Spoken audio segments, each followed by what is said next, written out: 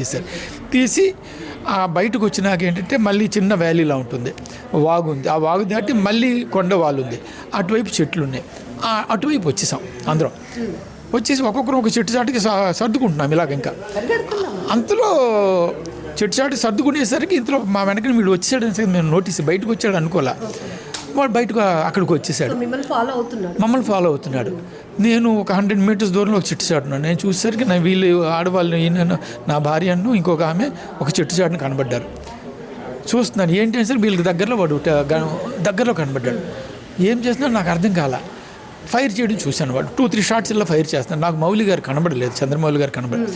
చూసి వీళ్ళ వైపు 2 అడుగులు వేశాడు, ఆడవాళ్ళ వైపు వేసి మళ్ళీ వెనక్కి వెళ్ళిపోయాడు. అమ్మ వెనక్కి వెళ్ళిపోతున్నాడు, ఫోన్లో ఇవి ఏమి చేయలేదు అని అనుకున్నాం. మౌలి గారికి ఇట్లా జరిగిందని సంగతి కూడా నాకు కనబడలేదు. వీళ్ళు పక్కన 20 అడుగుల దూరంలో వీళ్ళు ఉన్నారు. వీళ్ళు చూశారు. అయితే పడిపోయారు అని ఒకరు అంటున్నారు, కాదు పడుకుండిపోయారు, తప్పించుకోవడానికి పడుకుండిపోయారని అన్నారు. ఇంకా అంతే. మరి మేము, ఆయన భార్య, మేము అందరం కూడా ఇంకా నెమ్మది దిగుతున్నాం. ఆమె భార్య అంటున్నాం తప్పించుకోవడానికి పడుకున్నారు అన్నప్పుడు కొంచెం మనసు అదే మా ధైర్యం ఉండి అంతే. తప్పించుకోవడం పడుకున్నారు, వచ్చేస్తారు. మనం ఎవరు నిలబడకూడదు ఇంకా, ఎందుకంటే లోపల నుంచి సౌండ్స్ వినబడుతున్నాయి, గన్ సౌండ్స్ వినబడుతున్నాయి.